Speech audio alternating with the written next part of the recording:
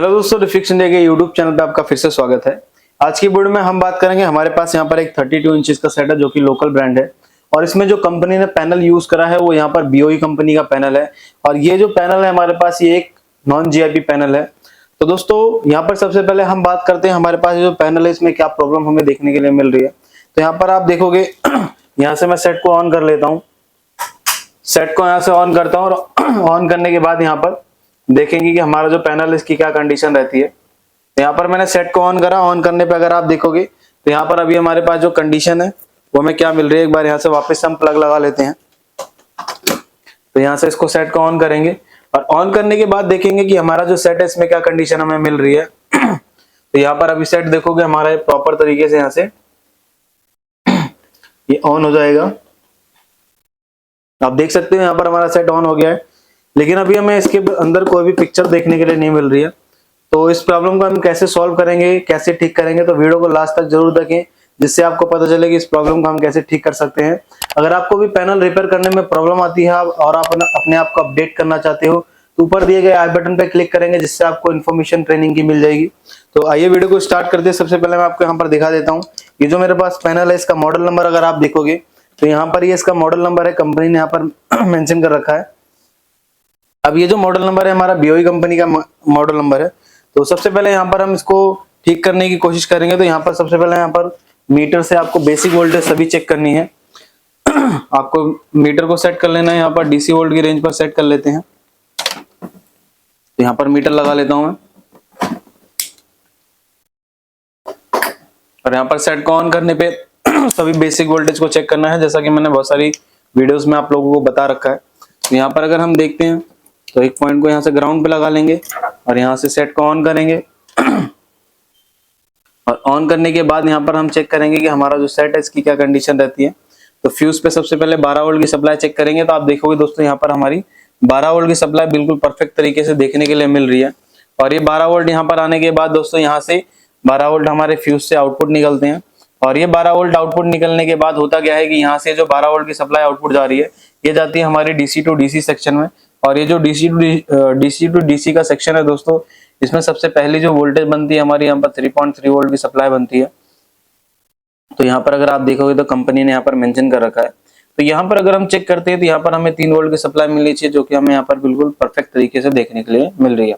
अगर दोस्तों यहाँ पर ये वोल्टेज बिल्कुल परफेक्ट तरीके से देखने के लिए मिल रही है और फिर भी आपके पैनल में नो पिक्चर की कंडीशन है, तो इस कंडीशन में आपको बताता हूँ कि एक पैनल को सीक्वेंस से आप कैसे चेक कर सकते हो, स्टेप बाय स्टेप कैसे आप किसी भी पैनल को चेक कर सकते हो। और आप अगर फ्रेशर हो तो ये आपको वीडियो पूरी देखनी चाहिए, क्योंकि इसके वीडियो को देख के आपको पता चलेगा कि किसी भी पैनल की वोल्टेज को हम कैसे चेक कर सकते हैं। क्योंकि ज्यादातर जो प्रॉब्लम आती है वो बिगिनर्स को आती है कि पैनल को चेक कैसे करें, कहाँ से स्टार्ट करें, बहुत कंफ्यूजन रहती है, कौन सी वोल्टेज पहले बननी चाहिए, कौन सी बाद में बननी चाहिए। तो ये सारी चीजें मैं अपनी वीडियोस में बनाता हूँ। और अगर आप चैनल पे नए हैं तो चैनल को सब्सक्राइब जरूर करें, जिससे हमारी लेटेस्ट वीडियो आप तक जरूर पहुंचे। तो आगे अगर हम बात करते हैं तो यहाँ पर 3 वोल्ट बनने के बाद ये जाती है हमारी इस रोम IC पे। तो रोम IC की पिन नंबर 8 पे अगर मैं देखता हूँ तो यहाँ पर 3.3 वोल्ट मिलते हैं। और यहाँ पर अगर देखते हैं तो एक रोम IC और लगी है, तो इसकी पिन नंबर 8 पे अगर मैं देखता हूँ तो यहाँ पर भी मुझे 3 वोल्ट की सप्लाई मिलनी चाहिए। यहाँ पर अगर मैं चेक करता हूँ तो यहाँ पर आप देख सकते हैं 3 वोल्ट की सप्लाई यहाँ भी मिल रही है। अब 3 वोल्ट यहाँ पर आने के बाद दोस्तों यहाँ पर अगर आप देखोगे तो एक रेगुलेटर लगा हुआ है। यहाँ पर ये जो रेगुलेटर लगा रखा है कंपनी ने 3 वोल्ट की सप्लाई इनपुट लेता है। तो यहाँ पर देखोगे ये 3 वोल्ट की सप्लाई इनपुट ले रहा है। जो ये आउटपुट निकालता है 1.2 या 1.8 वोल्ट आउटपुट निकालता है। अलग अलग पैनल में अलग अलग वोल्टेज आउटपुट यहाँ पर होती है। तो यहाँ पर अभी जो वोल्टेज मिल रही है हमें यहाँ पर 1.2 वोल्ट मिल रही है। और 1.2 वोल्ट बनने के बाद दोस्तों ये जो वोल्टेज है जाती है हमारी इस टीकॉन IC को। तो यहाँ पर अगर मैं चेक करता हूँ तो आप देखो यहाँ पर 1.2 वोल्ट मिल रही है। और एग्जैक्टली इसी चीज पे कैसे चेक करना है, SPF पे कैसे हम चेक करते हैं, सारी चीजें हमें डाटा शीट से मालूम पड़ती है। जब आप स्कीमेटिक वगैरह रीड करते हो तो उससे आपको आइडिया मिल जाता है कि कहाँ पर कौन सी वोल्टेज को चेक करना है। और यहाँ पर अगर हम आगे देखते हैं तो 3 वोल्ट की सप्लाई भी हमें मिलनी चाहिए। तो 3 वोल्ट की सप्लाई अगर हम देखते हैं यहाँ पर तो आप देख सकते हैं यहाँ पर 3 वोल्ट की सप्लाई भी हमारी बिल्कुल परफेक्ट तरीके से मिल रही है। और 3 वोल्ट के साथ साथ यहाँ पर 3 वोल्ट जब हमारे बन जाते हैं तो उसके बाद जो हमें चीजें चेक करनी है, जैसे यहाँ पर 3 वोल्ट का इनेबल वोल्टेज ये IC को देती है। अब इसमें जो कंपनी ने IC का यूज करा है वो यहाँ पर IC का नंबर है RT9955, कंपनी ने IC का यूज किया हुआ है। अब यहाँ पर जो RT9955 IC होती है इस आईसी के नंबर के बिहाफ पे अगर हम इसको चेक करेंगे तो इसमें जो सबसे पहली जो वोल्टेज बनती है वो एवीडीडी वोल्टेज बनेगी। तो यहाँ पर अगर आप देखोगे तो आपको एक डायोड देखने के लिए मिलेगा। डायोड के एनोड सिरे पे हमें यहाँ पर जो वोल्टेज है 12 वोल्ट मिलेगी, लेकिन डायोड के कैथोड पे हमें यहाँ पर बूस्ट वोल्ट की सप्लाई मिलनी चाहिए। जबकि अभी यहाँ पर अगर आप देखोगे दोस्तों तो अभी हमें जो वोल्टेज मिल रहा है यहाँ पर 12 वोल्ट मिल रहे हैं। अगर हमें यहाँ पर 12 वोल्ट की सप्लाई मिल रही है तो 12 वोल्ट अब हम देख सकते हैं कि यहाँ पर हमारी एवीडीडी बिल्कुल बूस्ट नहीं हो रही है। तो इस कंडीशन में दोस्तों करना क्या है कि आपको यहाँ पर सबसे पहले एवीडीडी के पॉइंट पे मल्टीमीटर को लगा के रखना है यहाँ पर, और एक बार सेट को यहाँ से ऑन करके ऑफ करके ऑन करना है, और फिर देखेंगे कि हमारा जो सेट है इसकी क्या कंडीशन रहती है। तभी मैंने सेट को ऑफ कर दिया। अब यहाँ पर सेट को वापस से ऑन करते हैं, और ऑन करने पे देखेंगे कि हमारा जो सेट है इसकी क्या कंडीशन रहने वाली है।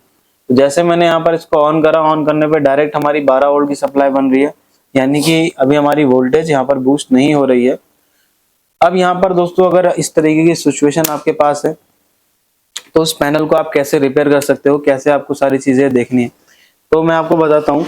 जब भी आपके पास इस तरीके से सिचुएशन आती है कि 12 वोल्ट के अलावा और कोई भी 12-3 के अलावा और कोई भी वोल्टेज नहीं बन रही है, तो सबसे पहले दोस्तों आपको यहाँ पर शॉर्टिंग को चेक करना पड़ेगा, क्योंकि उसकी वजह से आईसी आपकी प्रोटेक्शन में जा सकती है। तो शॉर्टिंग को चेक करने के लिए अलग अलग मेथड होते हैं, अलग अलग तरीके से चेक करते हैं। क्योंकि ये जो पैनल है ये हमारे पास एक नॉन जीआईपी पैनल है जिसके अंदर सीकेवी नहीं होते हैं, तो सीकेवी शॉर्ट होने का कोई मतलब ही नहीं बनता है। तो यहाँ पर सबसे पहले हम अगर बात करें कि इसको हम चेक कैसे करते हैं, कैसे इंपेडेंस वैल्यू वगैरह सब लेते हैं, तो यहाँ पर आपको सबसे पहले मल्टीमीटर को सेट कर लेना है डायोड रेंज की मोड पे। यहाँ पर डायोड रेंज पर सेट करने के बाद दोस्तों रेड वायर को यहाँ पर आपको लगाना है ग्राउंड से।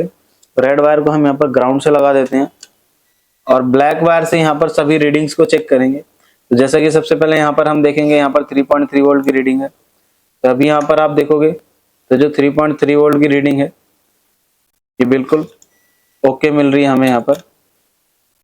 तो यहाँ पर अगर मैं देखता हूँ तो यहाँ पर बिल्कुल ओके रीडिंग मिल रही है हमें यहाँ पर, जो 3.3 वोल्ट की रीडिंग है। यहाँ पर कोई शॉर्टिंग नहीं है। फिर इसके बाद अगर हम आगे चेक करते हैं दोस्तों, जैसे यहाँ पर हमारे कुछ सर्किट जैसे एवीडीडी के लिए है, तो एवीडीडी पे अगर आप देखोगे तो यहाँ पर एवीडीडी पे भी हमें यहाँ पर जो वैल्यू है वह भी वैल्यू हमें शो नहीं हो रही है।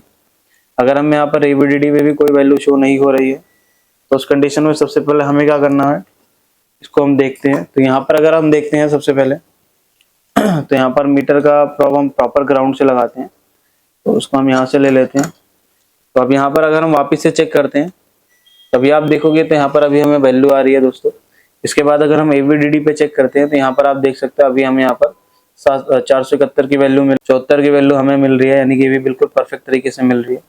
और इसके बाद अगर हम आगे चेक करते हैं तो आगे अगर आप देखोगे तो यहाँ पर जैसे वीओन है यानी वीजीएच, तो वीजीएच पे भी हमें बिल्कुल परफेक्ट रीडिंग मिल रही है।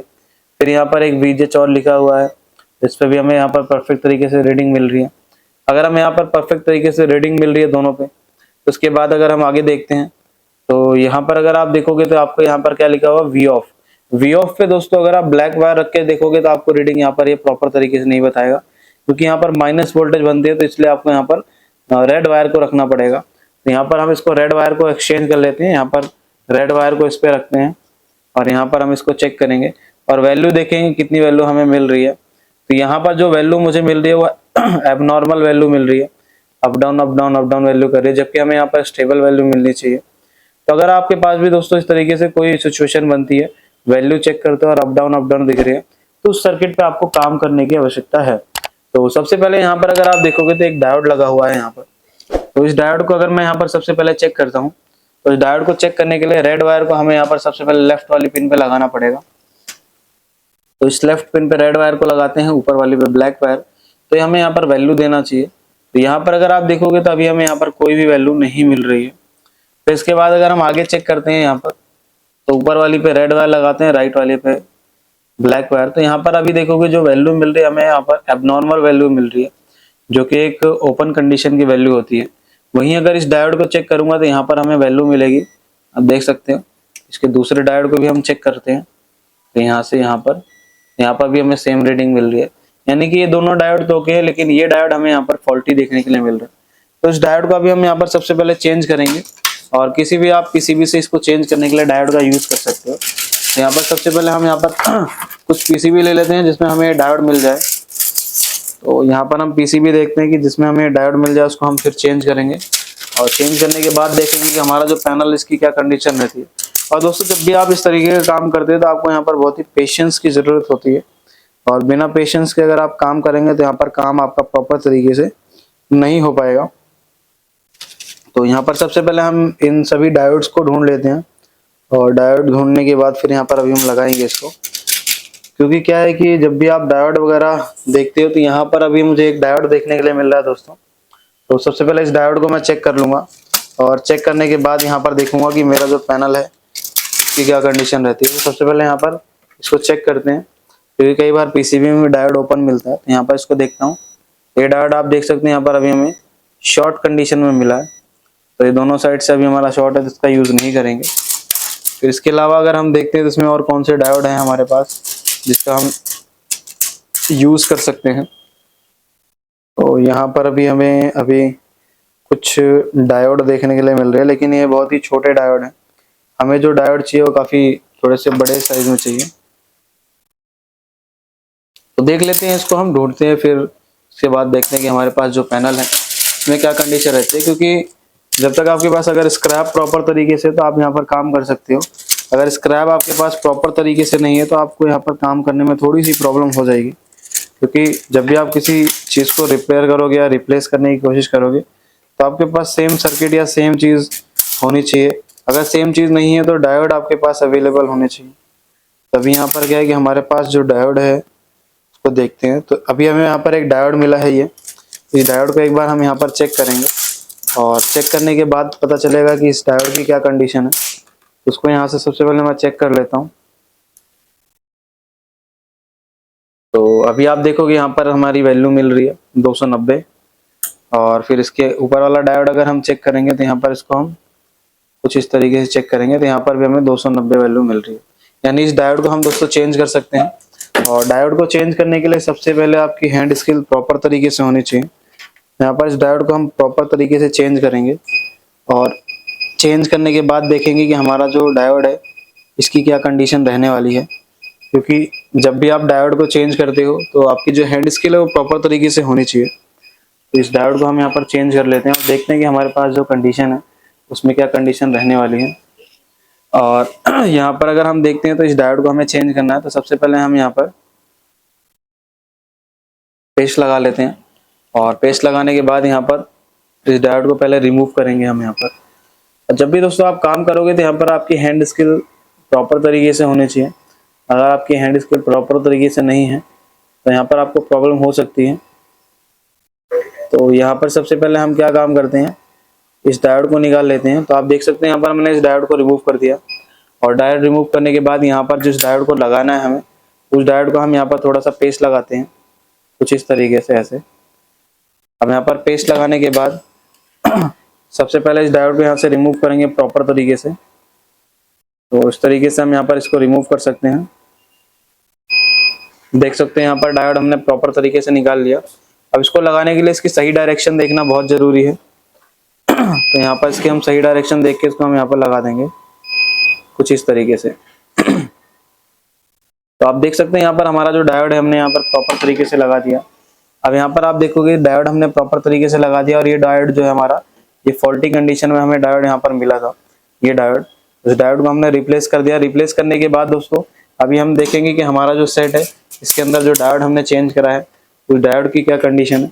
तो एक बार यहाँ पर डायोड की कंडीशन देखते हैं, और फिर उसके बाद इसको हम पावर देंगे और उसके बाद देखेंगे। तो यहाँ पर अभी हम चेक करते हैं इसको, तो इसकी जो वैल्यू है इसको प्रॉपर तरीके से देखेंगे, उसको यहाँ पर लगा लेते हैं।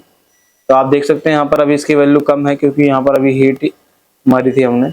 इसके बाद दूसरे डायोड को अगर हम चेक करते हैं तो यहाँ पर भी हमें सेम वैल्यू मिल रही है, यानी डायोड हमारा ओके है। तो अब यहाँ पर एक बार सबसे पहले हम इसको थोड़ा सा यहाँ पर क्लीन कर लेंगे, और क्लीन करने के बाद देखेंगे कि हमारा जो सेट है इसकी क्या कंडीशन रहती है। तो उसको आप क्लीन कर सकते हो यहाँ पर नॉर्मली ऐसे, ठीक है। और क्लीन करने के बाद अगर कंडीशन सेम रहती है तो उसमें हम देखेंगे क्या कंडीशन आगे हम इसमें कर सकते हैं। तो यहाँ पर मल्टीमीटर को वोल्टेज रेंज पे सेट करना है, और यहाँ पर सबसे पहले आपको वोल्टेज चेक करनी है। तो यहाँ पर हम लगा लेते हैं इसको यहाँ पर, और यहाँ पर इसकी हम वोल्टेज चेक करेंगे सबसे पहले दोस्तों। और AVDD के टेस्टिंग पॉइंट पे मीटर को लगा के रखेंगे और सेट को यहाँ से ऑन करेंगे। जैसे मैंने यहाँ पर सेट को ऑन करा, ऑन करने पे देखेंगे कि हमारा जो पैनल है इसकी क्या कंडीशन है। तभी अगर आप देखोगे तो अभी भी जो हमारी कंडीशन है वो अभी हमें सेम मिल रही है, यानी कि अभी हमें यहाँ पर 12 वोल्ट की सप्लाई ही मिल रही है। अगर दोस्तों अभी भी हमें यहाँ पर 12 वोल्ट की सप्लाई मिल रही है तो आगे हम इसमें देख सकते हैं, आगे हम इसमें क्या कर सकते हैं इसके बारे में अभी हम देखेंगे। तो उसमें अगर मैं देख सकता हूँ तो यहाँ पर भी अभी देखोगे यहाँ पर हमारी जो वोल्टेज है वो बूस्ट हो गई है। इस साइड पर अगर हम देखते हैं तो यहाँ पर अभी हमें 12 वोल्ट की सप्लाई मिल रही है, लेकिन इधर अगर हम देखते हैं तो अभी हमें यहाँ पर बूस्ट वोल्ट की सप्लाई मिल रही है, जबकि इससे पहले जो हमें वोल्टेज मिल रही थी दोनों साइड पे हमें यहाँ पर 12 वोल्ट की सप्लाई मिल रही थी। फिर यहाँ पर अगर हम देखते हैं तो हमारी जो VGH वोल्टेज है आप देख सकते हैं यहाँ पर प्रॉपर तरीके से, और VGL जो वोल्टेज है यहाँ पर आप देखोगे तो VGL वोल्टेज भी हमारी बिल्कुल प्रॉपर तरीके से बननी चाहिए। एक बार सेट को यहाँ से बंद करके ऑन करते हैं और इसको प्रॉपर तरीके से उसी टेस्टिंग पॉइंट पे लगा के रखते हैं VGL पे, जिसका डायोड हमने चेंज करा था। तो यहाँ पर जैसे मैंने अभी लगाया आप देख सकते हैं यहाँ पर हमारे -7 वोल्ट की सप्लाई बिल्कुल प्रॉपर तरीके से बन रही है। और दोस्तों अगर इस तरीके से वोल्टेज अगर सारी बन रही है तो इस कंडीशन में सबसे पहले अभी हम यहाँ पर पिक्चर की कंडीशन देखेंगे कि हमारे पास जो पिक्चर है इसकी क्या कंडीशन हमें देखने के लिए मिल रही है। तो यहाँ पर इसको हम देख लेते हैं। तो यहाँ पर अगर हम इसको देखते हैं तो आप देख सकते हो अभी जो हमारा पैनल है इसमें क्या है कि अभी हमें यहाँ पर पिक्चर देखने के लिए मिल रही है, और यहाँ पर देख सकते हैं नो सिग्नल प्रॉपर तरीके से हमारा अभी चल रहा है। तो इस तरीके से दोस्तों आप भी किसी भी पैनल को आसान तरीके से रिपेयर कर सकते हो। अगर आपको वीडियो पसंद आए तो वीडियो को लाइक करें, शेयर करें और चैनल को सब्सक्राइब जरूर करें।